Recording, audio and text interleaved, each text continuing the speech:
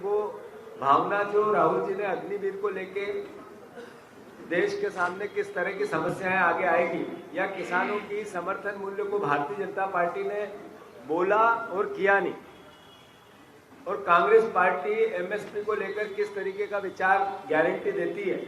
दो बातों को आपने जिस तरीके से पूरे प्रदेश के सामने रखा, देश के सामने, मैं आपको धन्यवाद देता हूं। फिर ग्वालियर में जिस तरीके से राहुल जी का पलक पावड़े बिछाकर ग्वालियर की शानदार और जानदार जनमानस ने स्वागत और सत्कार किया, वो भी आप लोगों ने देखा और देश को बताया। आज हम घाटी गांव होते हुए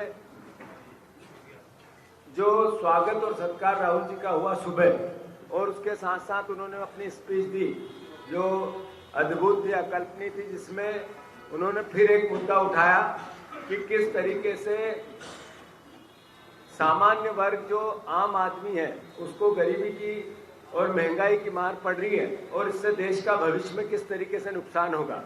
कल शिवपुरी के बाद गुना के बाद ब्यावरा, और बीच में 2-3 छोटे छोटे पैलेस जो जगह स्थान है, उनसे होके हम ब्यावरा के आगे नाइट स्टे होगा 4 तारीख के दिन।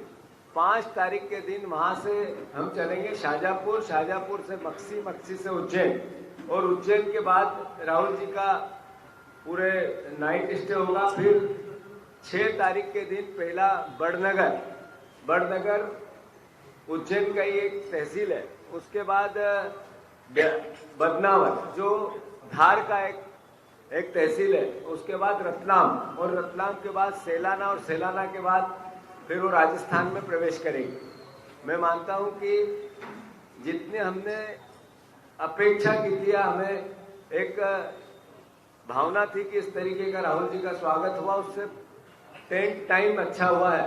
मैं मानता हूं सबको इस आपके माध्यम से मैं धन्यवाद देता हूं, खासकर ग्वालियर चंबल के कार्यकर्ताओं को, नेताओं को और यहाँ की जनता को, जिस तरीके से उन्होंने कांग्रेस पार्टी के विचार को इस रिजल्ट के बाद आत्मसात करके हमें सहयोग किया। मैं धन्यवाद।